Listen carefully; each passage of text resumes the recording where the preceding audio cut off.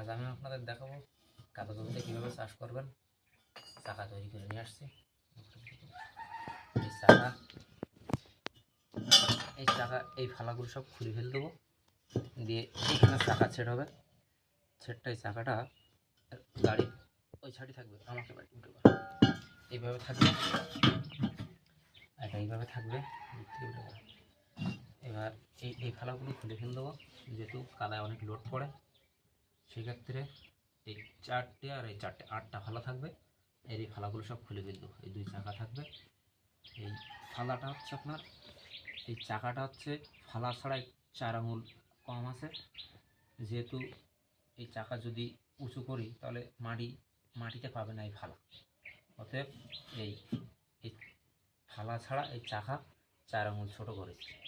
4 আঙুল ছোটো করেছি, এই ফালা মাটিতে লাগবে।